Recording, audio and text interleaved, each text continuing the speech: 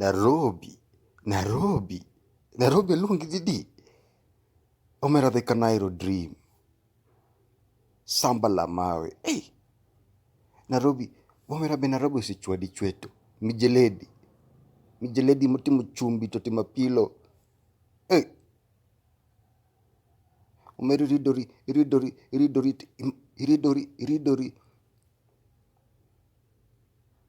iridori tedo. Ichalo mana punda makunya bulbala. Chiethe mithiu man samoro be kata chieth mithiu no bende onge. Chiemo manye chamo ne madondo, that was 2 years ago. Nairobi. Jomoko biro ka manyo tich. Jomoko biro ka somo. Jomoko biro ka dak.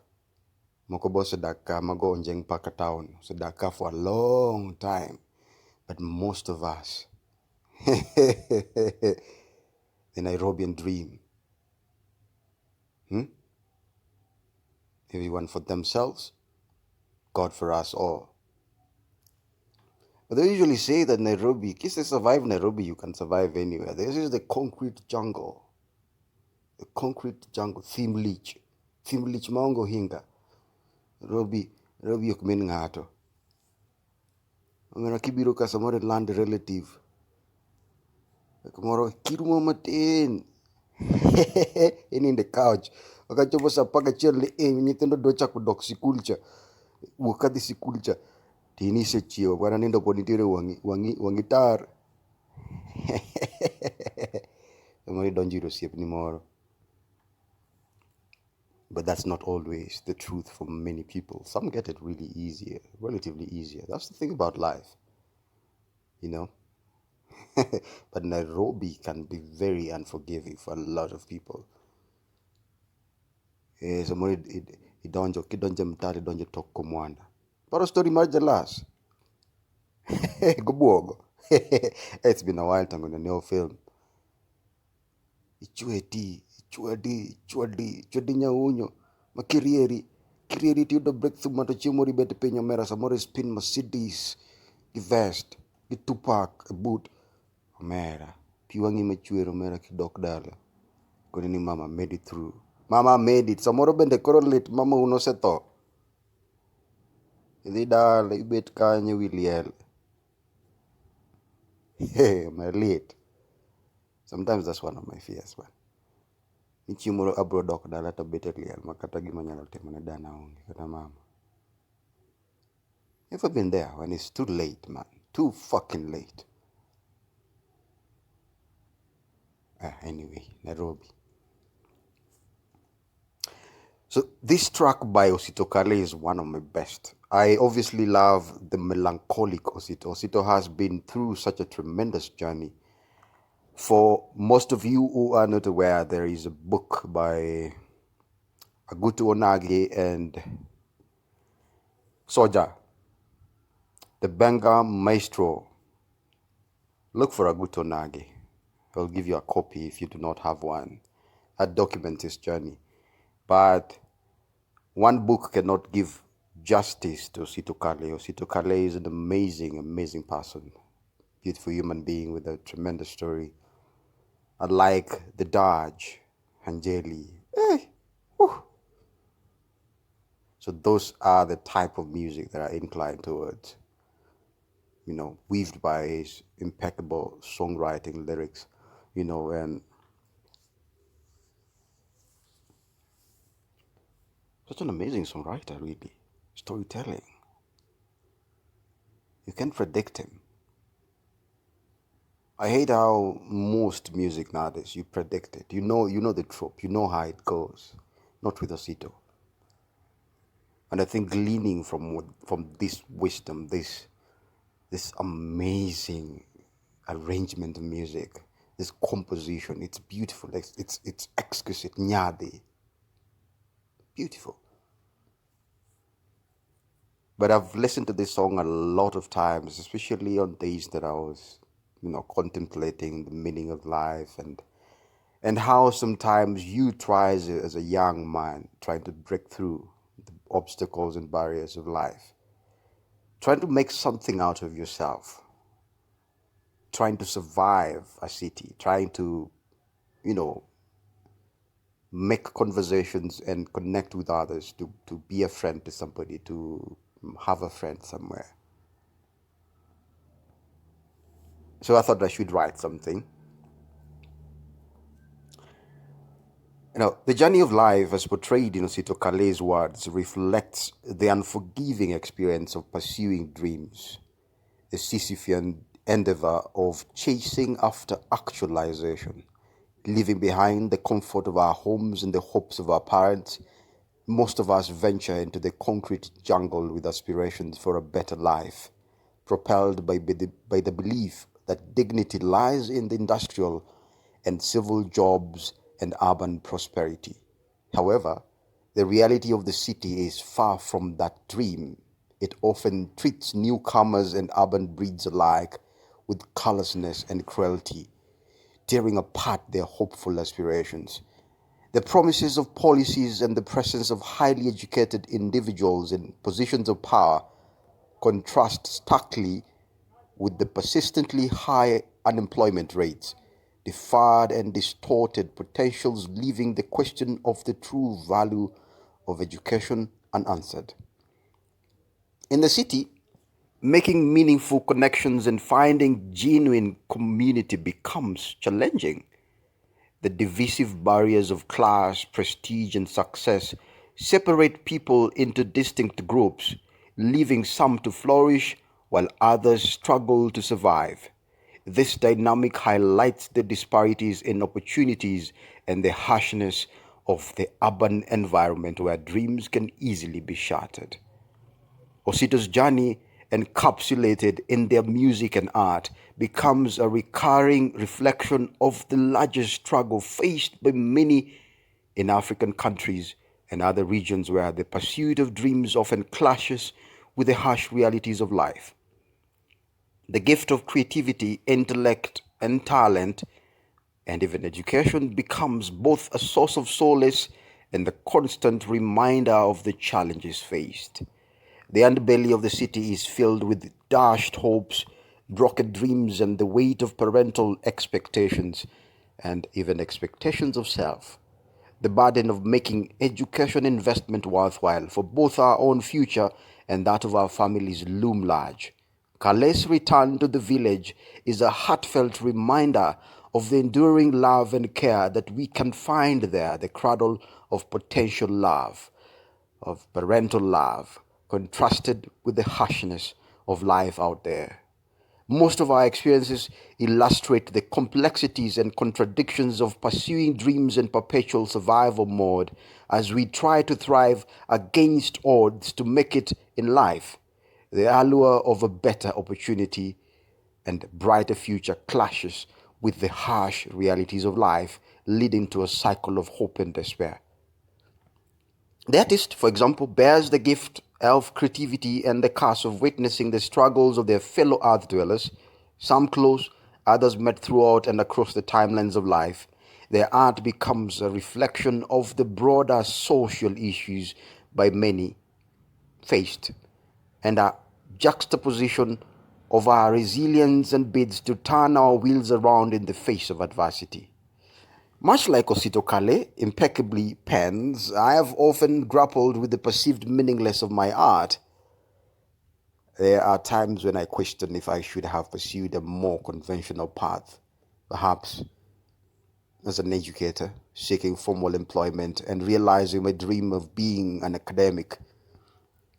Yet I can't help but feel that my true lack may lie in the very arts that seem to starve me. I'm sure most of you have learned about the starving artist. Hey, because you're Sanisi Raisi, man. All right. During my days as a dejected, homeless, and deeply troubled young man in Nairobi, I felt an intense craving for a breakthrough.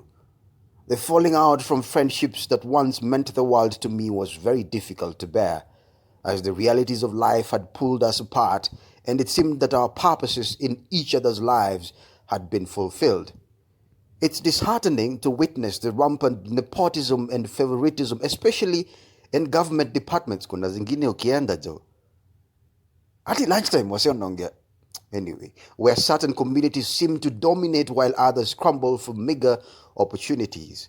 The stark reality of corruption and joblessness casts a dark shadow over our society. I too, like the Benga Maestro, have been pushed to the brink of insanity and disenfranchisement. In the course of my journey, there were moments when I returned home old, tattered, and weathered, feeling utterly hopeless. My grandma and Uncle Freddy, rest his soul, were glad to see me alive, but I couldn't shake off the sense of falling from grace, burdening them with disappointment, having deferred my studies for the fourth time to focus on my health, which was fast deteriorating. Harsh comments and mockery from neighbors further burdened my soul. A bright boy, now wasting away at home, waiting for death to claim me as the cancer scourge consumed my health. Maja take next week. Hey, Raj,